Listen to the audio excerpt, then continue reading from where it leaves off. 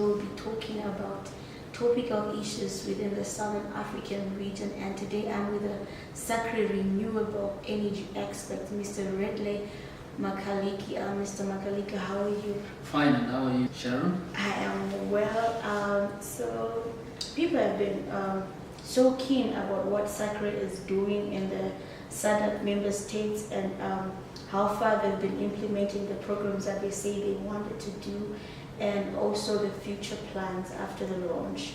So would you like to share on the current projects that are being implemented in the Southern African region?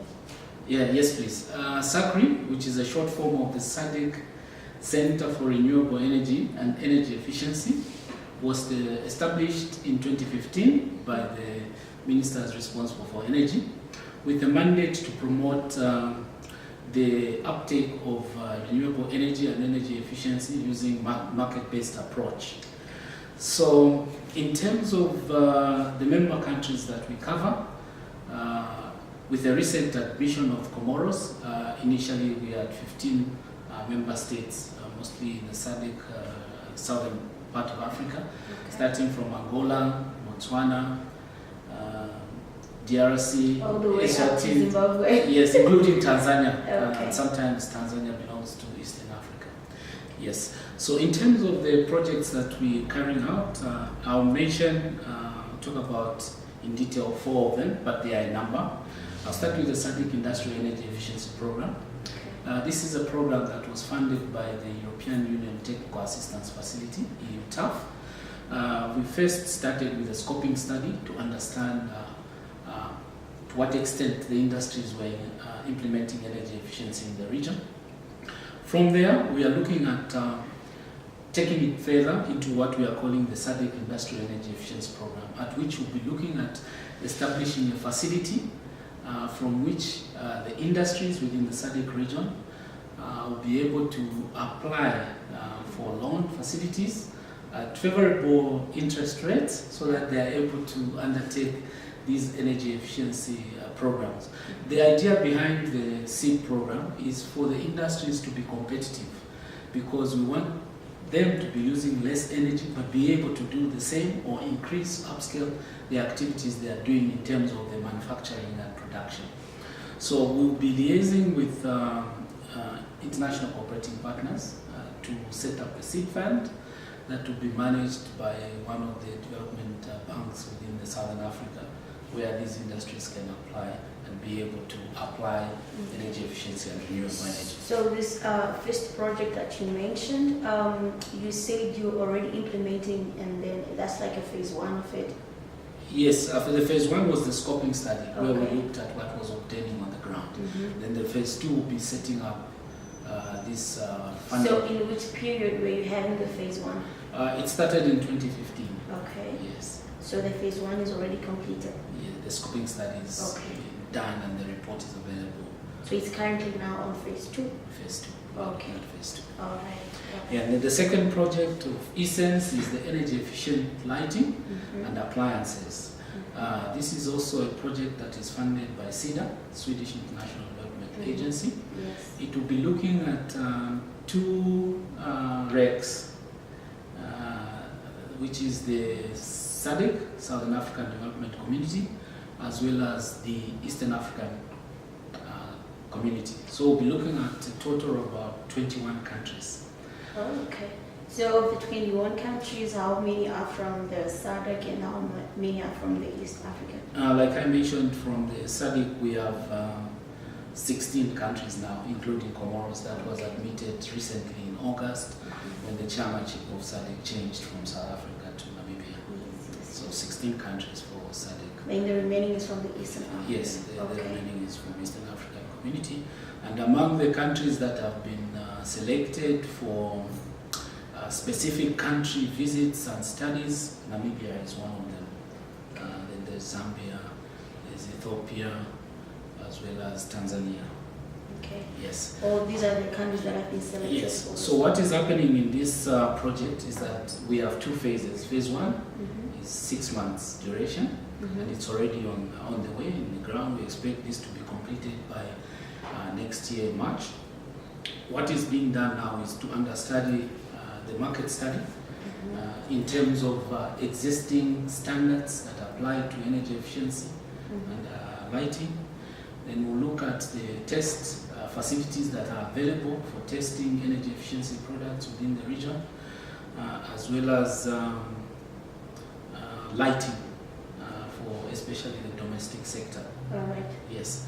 So once this phase is completed, then the second longer phase, which is the actual implementation phase, will take a period of about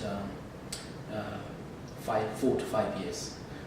And in this, we'll be looking at creating best practice standards within the region. If they are common within the region, I think it's beneficial for the member states. Then we'll also be looking at capacitating the testing facilities in case there is a lack of some equipment that is able to verify that products are of quality standards, then that equipment will be procured and installed, and personnel within the testing facilities taken for further training in order to capacitate them. So you mentioned that there are countries that are selected for the testings. I'd like to know that is it only going to be in the urban areas, or let's say, for example, you mentioned Namibia. Are we going to be looking at the urban setup and also the rural setup, or maybe it's going to be 50-50? How is it going to be done? Mostly we're looking at the existing market, what is obtaining. So we'll look at industries. Are there any manufacturing industries that are manufacturing equipment related to energy efficient? Like I looked at the domestic products. If we look at the fridges, the washing machines, and the washing dishes, so what quality are they? We'll look at manufacturing sector, which is the private sector. We'll look at the institutions that deal with energy in terms of creating policies that affect energy sector. So government institutions will also be consulted. Academia will also be consulted. And then the testing facilities, if they are available within the country, also those will be consulted. And other stakeholders that have a stake in the location. It doesn't matter the location. Okay. You can proceed with another project. Yeah, that is for then the next project is the one that I handled. This has to do with knowledge management, because the focus areas for SACREEE, one of them is policy harmonization. The second one is capacity building. Third is knowledge management. So under knowledge management, we did a study also of the status of the existing renewable energy and energy efficiency across the 15 member states. Comoros was not at that time included because we didn't have sufficient information from them. So we looked at the 15 member states within the SADC region, and this report was interactive.